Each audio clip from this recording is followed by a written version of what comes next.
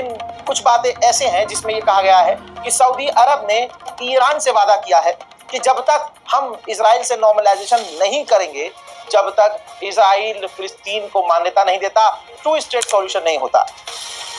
हम हर तरह से आपको यकीन दिलाना चाहते हैं कि हम फिलिस्तीन के साथ। उस खत में यह भी लिखा गया था कि ईरान हमारा साथ दे, लाल सागर में हूथीस का जो प्रकोप बढ़ गया है उसमें ईरान हस्तक्षेप करे, इंटरफेयर करे और हूथीस का साथ ना दे।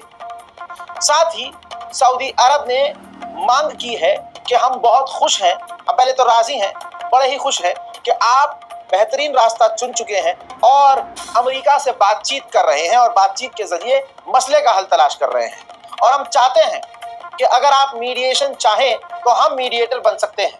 अमेरिका और आपकी बातचीत के बीच हम मीडिएटर बनने को तैयार हैं। लेबनान के अंदर ईरान के जो एम्बेसडर हैं उन्होंने ट्वीट किया और लेबनान की सरकार की आलोचना की, कहा कि हिजबुल्लाह के हथियार तुम क्यों रख रहे हो और अपने पास इनके हथियार रखवा क्यों रहे हो, तुम्हारा क्या मतलब है जो फिलिस्तीन के लिए लड़ रहे हैं। मतलब इस तरह से बातें उन्होंने लिखी कि उसमें उन्होंने हिजबुल्लाह को सपोर्ट किया।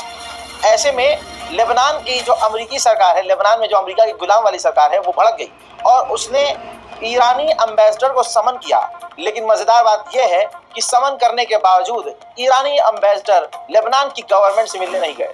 मैंने हमेशा कहा है कि अमेरिका पर भरोसा करना मुश्किल होता है क्योंकि ये धोखेबाज। ईरान से एक तरफ अमेरिका बात कर रहा है और उधर बात करते करते ईरान पर पाबंदियां लगा और बढ़ा रहा है। इस पर बुरी तरह से ईरान नाराज हो गया।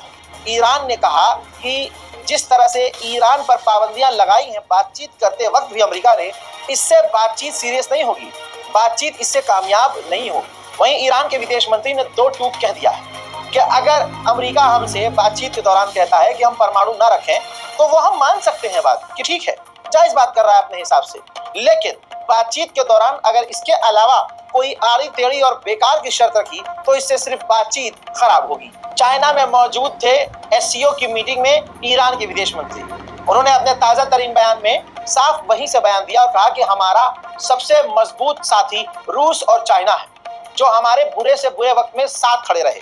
आने वाले कुछ दिनों में ईरान के राष्ट्रपति पेजेश्कियान एससीओ की मीटिंग में चाइना पहुंचेंगे। इसके अलावा दोस्तों तस्वीर आपके सामने है, ईरान के विदेश मंत्री ने चाइना के विदेश मंत्री से चीन में मुलाकात की है।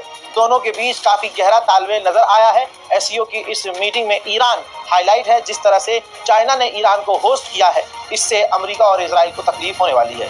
बहुत सारे लोग क्यूरियस हैं, मतलब वो जानना चाहते हैं कि ईरान और अमेरिका बात कैसे कर रहे हैं जब एक टेबल पे नहीं बैठे। तो देखिए ईरान के साइड का एक पुलाज आया है जिसमें ईरान का जो पूरा ग्रुप है जो कि रोम में बैठा हुआ है अलग एक मीटिंग रूम में, और उनके साथ जो